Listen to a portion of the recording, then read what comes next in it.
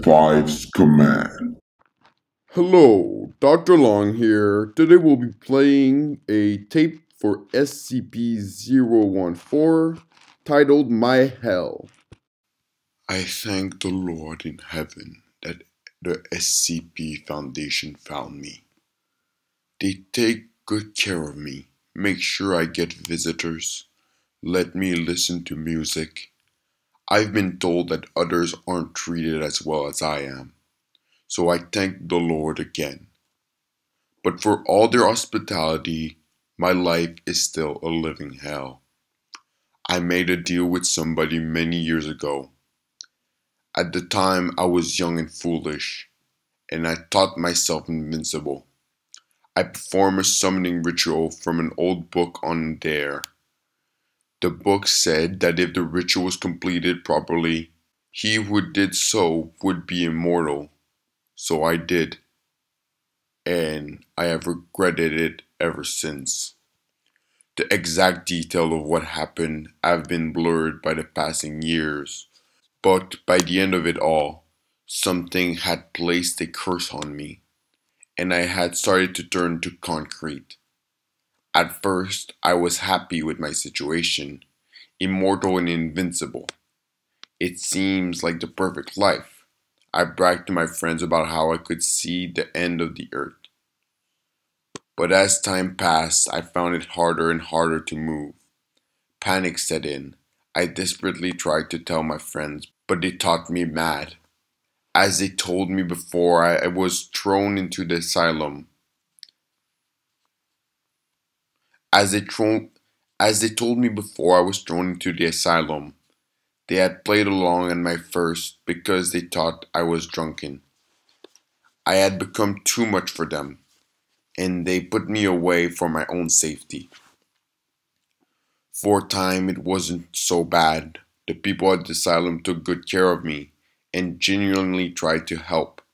Eventually, though, the doctors and therapists started to slip away. I was beyond their treatment and did not appear to require any care. Finally, the last one deemed me an hopeless case. They threw me into solitary confinement and forgot about me. My life from then on became a true hellhole. No, I should not say my life. Life is being able to walk and eat and drink and make merry. To know the presence of others and to be free. But my time there was none of these things. Immortal and invincible, the two qualities I had desired, and me, trapped in a small cell, unable to take advantage of them. In danger of going mad, I turned to God, praying for salvation, praying that my curse would be lifted, praying that I would one day walk again, a free man. During the first stint in hell, I worked. I remained as sane as I could, for I knew that God would grant me reprieve, and indeed, one day, men took me away from the confinement. For the first time in ages, I knew the sun, fresh air, other faces. True, I remained immobile, but the Lord would fix that. I was wrong. Shortly after my release, I was thrown into another, smaller cell, in another asylum. I thought God had taken me from my cell to taunt me with the prospect of freedom before casting me into a deeper pit. It was then that I thought myself mad, since I had dreamed. My thoughts made themselves manifest through a vision, or were they real? I was never sure. Though afterthought tormented me in my private circle of hell.